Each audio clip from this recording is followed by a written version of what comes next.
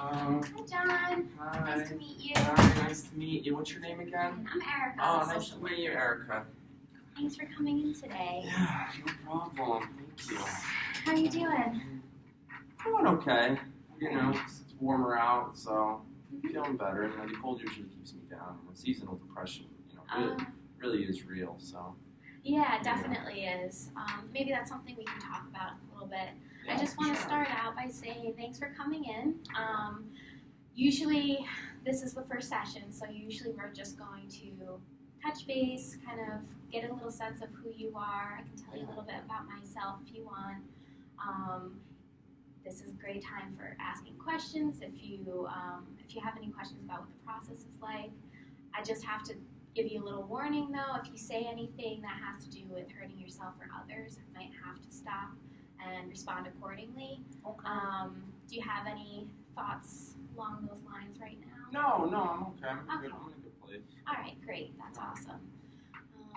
So basically, I usually start with just getting some background information on you. So since you came into the VA, you're a veteran.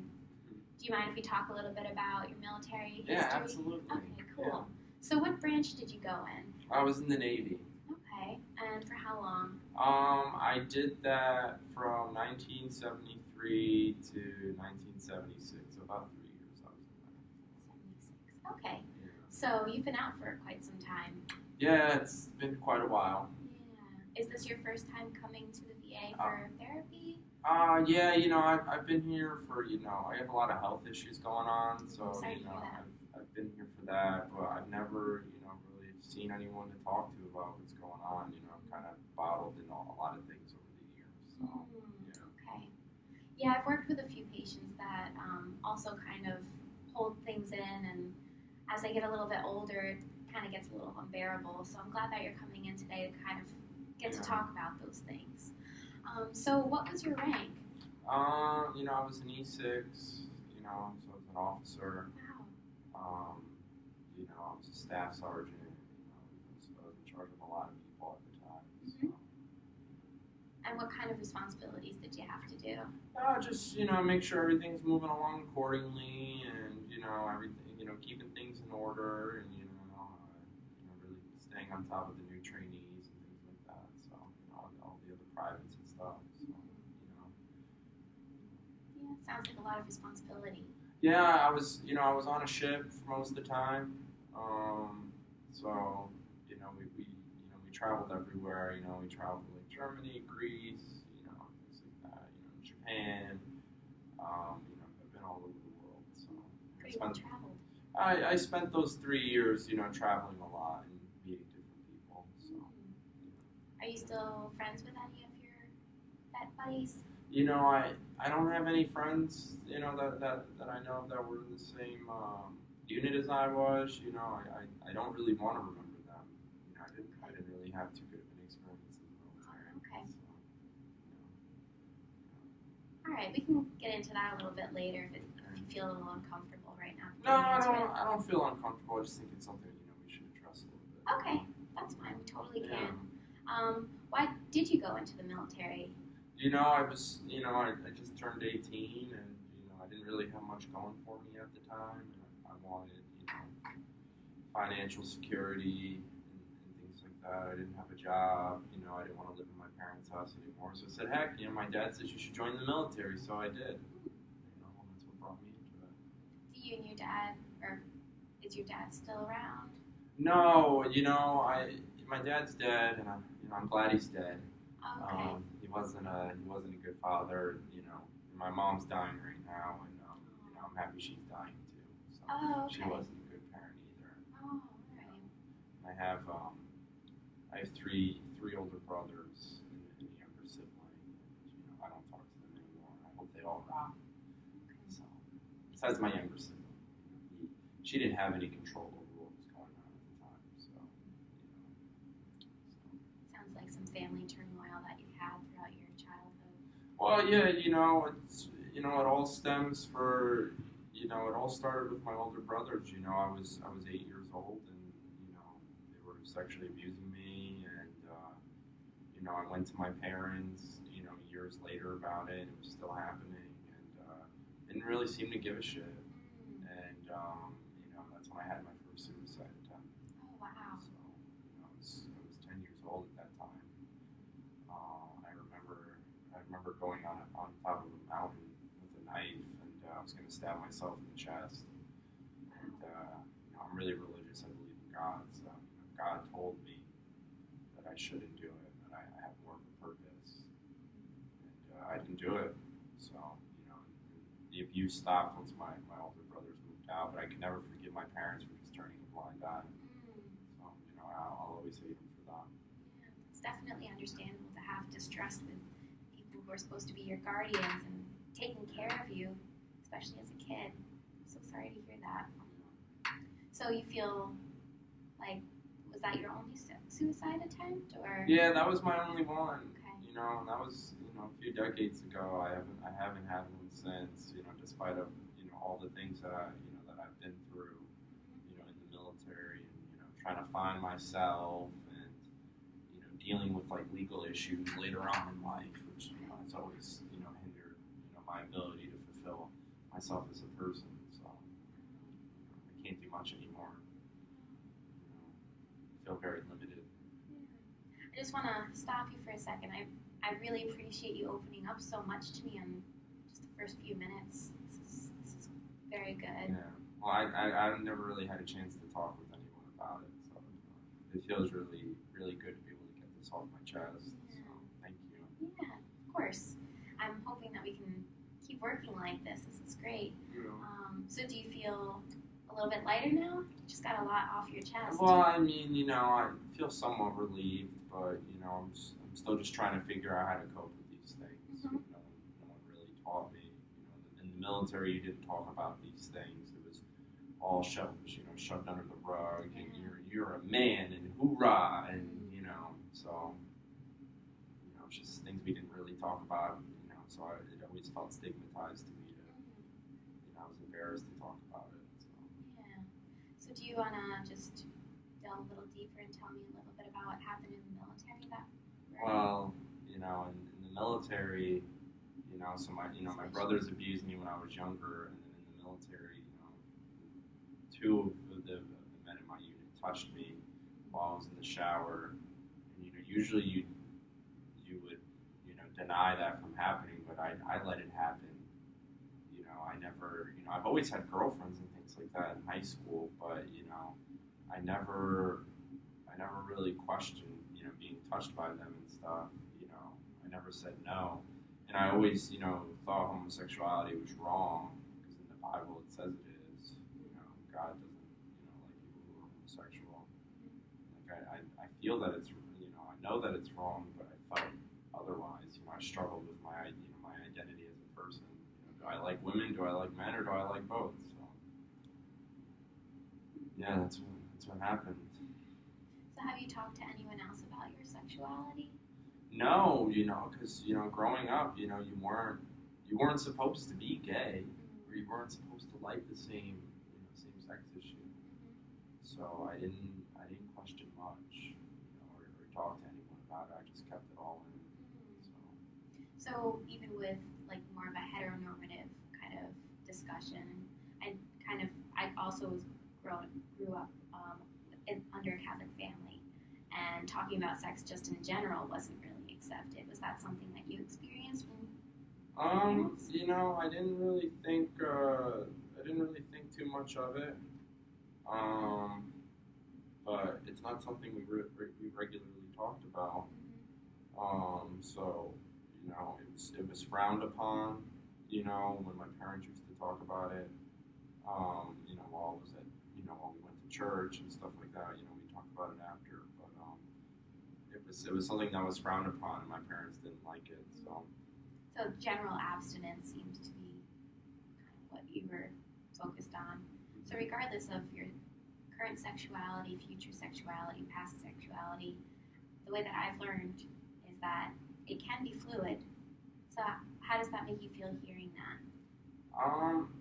As I got older, I've seen that it's acceptable. But when you say acceptable, what do you mean by that? Like socially acceptable, with all the current events that that have gone on and things like that, with time and it being acceptable to marry the same sex and really being allowed to express yourself and feel a certain way, is acceptable. Back then, growing up, being gay was unacceptable and people didn't like that stuff. So, Yeah, I can identify that I'm significantly younger than you, but just knowing about some other generations, that definitely wasn't as accepted, like you said. But I'm glad that you're coming out a little bit more out of your shell to be able to kind of experience a little bit. Have you had any relationships with same sex, or was it just that time in the military? It was just that time in the military, right, as I got out, I was married for 33 years, Married to a woman? to my deceased wife, God bless her, may she rest in peace, but, we were married for 33 years, so, yeah. And I didn't talk about any of that stuff with her, so, Okay. yeah. So it sounds like you had a good relationship with her. I did have a good relationship with her, and, it was a great marriage, we had 2 daughters and 2 boys, and she passed away in 2005 to a colon cancer. Oh, I'm sorry to hear that. That must have been really tough for you. Well, yeah, it was tough, because then I lost, my sense of purpose and my sense of self, so, Were you her primary caregiver? I was, but towards the end of her life, we had like home hospice and things like that. We had people come in and take care of her. So, and my kids helped out too. I get a lot of money from the VA. I'm service connected. So, Are you still close with your kids? Well, I talk to my oldest daughter time to time, and my youngest son. But my other 2 children, my other daughter, my other son, they just want my money.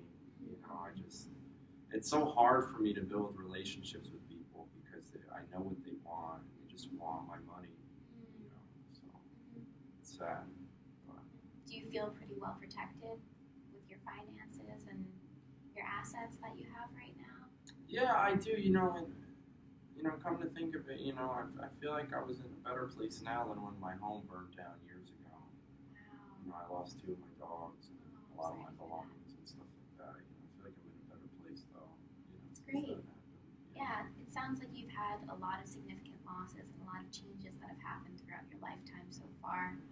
So it's a lot to overcome. What has helped you kind of push forward?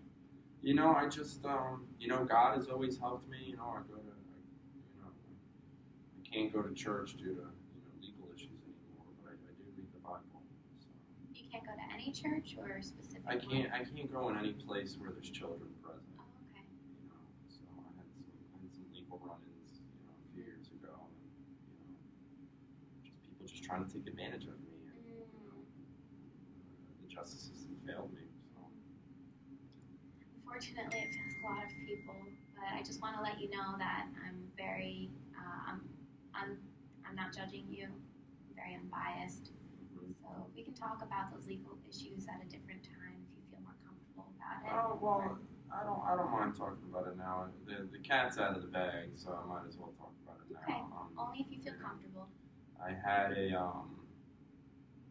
girlfriend who I was dating, a few years after my wife died, and she had a 16-year-old daughter.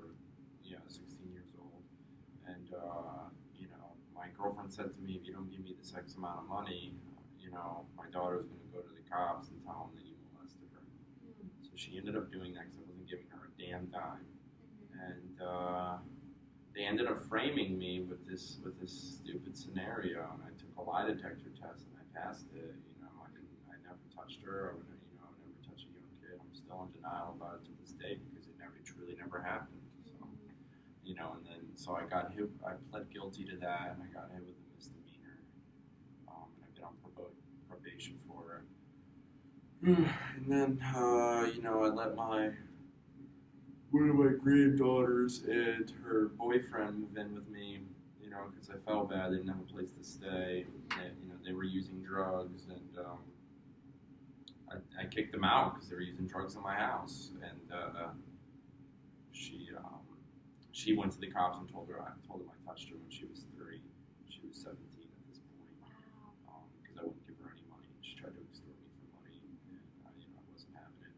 So then again, I got hit with another misdemeanor, slap on the wrist, and I had to do probation, with that, and I've been on probation ever since. So, I feel I'm really limited in my settings. I can't go many places, and, things like that. So. And how has probation been going so far? It's been going well. I don't really have any violations. I don't have any violations actually, because anyone who's not a legal adult can't be around me, right? And I can't be around them. So, but it's sad, because I lived with my daughter for a while. Then after all that stuff happened, I was unable to live with her because she lived close to a school. Right. Sounds really tough to have so many people that have been important in your life kind of let you down and take advantage of you. Yeah, no, for sure. It's something I'm used to, though. From the time where I was a kid, and my brothers took advantage of me, and then servicemen in the military taking advantage of me in the Navy, and now these women and my kids. So it is sad. I've worked a successful life in construction, and I feel like things are kind of just getting ripped apart from me. So. Okay, so with your spirituality, you said you can't go to church, but you do read the Bible. Yeah. Are there any other things you do to stay connected to God? I pray. I pray every night before bed, and I pray He'll riddle me from this curse that I feel like that's cast upon me. Things have gotten better. I have the VA, which is great support, and I'm happy to be here. And, they're going to be screening me, in other departments, to see where it's appropriately to put me. So, taking it day by day. I have some friends who are veterans who know my story, and I appreciate them. So you do have other friends that are vets? I do, and we don't talk as much as I'd like, but we talk time to time. So, Do you get to see them when you're here at the VA, or do you go elsewhere? Well, sometimes they'll come visit me, and we'll talk, and they'll come hang out at my house and things like that. So, but other than that, like I said, I'm really limited on where I could go. I feel like I've lost my sense of independence from all this. So, it stinks. So there are things that kind of limit where you get to go, but do you get to do anything for yourself that you enjoy? I really enjoy cooking, so I have my groceries delivered to my house. Okay, I was going to ask about that. To avoid the whole, issue of being around children and things like that. Just it keeps me in a better place, and I don't really have to worry about so many legal issues. But I really enjoy cooking. I love making turkey in a pan and things like that. So I enjoy that. I watch a lot of TV because I can't do much. So I just want to get back and socialize with people, and I'm really happy to be on probation soon. And I'm a registered sex offender, so it's something that's going to follow me forever. And I was in the hospital not too long ago here, and they couldn't put me in a rehab center because no one would take me. Because I'm a level 3 sex offender, registered as a level 3 sex offender, and no one would take me. And I went to a nursing home here, and they turned me away right at the door. So all the paperwork was processed. I was getting ready to go in, and they turned me right away. So felt like a lost dog. Couldn't find my home. Yeah, I'm sure, definitely. But you are back living at home now in your own place. Yeah, I'm living in my own place, and I don't have any financial issues. I get a lot of money from my pension. So I did construction for so many years. As a project manager. I'm service connected through the VA. Through military-related injuries. But yeah, I live alone. You know, I live a pretty lonely life. You know, I'm so alone that I get so used to it. It doesn't even faze me anymore. I feel emotionally numb to all this. Wow. You know, so yeah. So being able to identify that you're emotionally numb actually is pretty significant. Yeah. Do you feel that that's something that you want to work on in future sessions, or? Um, you know, I've lost after all the things I've been through. I've lost my ability to feel. I don't know if I could ever feel again. Okay. You know, um, So you don't feel any emotion whatsoever? I just after all the things I've been, you know, I haven't cried in so long. You know, and then the last time I cried is when my wife died, and despite of all the legal issues that I've had and things like that, I haven't shed a tear since my wife. You know, because all these things just feel so normal for me. You know, being pushed down so many times, and having to go through all these things. So it's just the norm for me to not feel anything. You know, I think it's how I masked getting through all these experiences that I've had.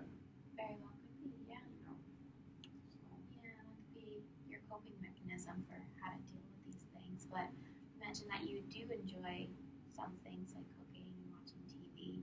Mm-hmm. Do you feel happy when you cook? I Cooking do turkey? I do feel happy when I cook. You know, I just don't have anyone to eat it with. Okay. You know, no one wants to come over and hang out with an old geezer like myself. What about your vet friends? You know, and they have lives of their own. I don't want to hinder on their own life. And they have kids and that live with them, and they have grandkids, and I can't be around children, so Yeah, that makes it tough. after all the stuff that's happened. So so it is. It's heart wrenching. It definitely is, yeah. How do I? Sometimes I find it hard to live in a place, live in a world where nobody wants me. So it's sad. Yeah, that's really significant, but I'm hoping that we can kind of work towards making you feel a little bit better. What are some other things you used to enjoy to do? Well, I used to enjoy driving around and, with my sunroof off and, I could still drive and things like that. But like I said, I can't go to certain places. I try not to really, get myself into trouble. So, but yeah, that's really, I like going outside and, hanging out. Oh, hold on one second. I do have a phone call. Okay, yeah, If you for don't sure. mind You me can go taking. take that. All right, thank you. One second. Yeah.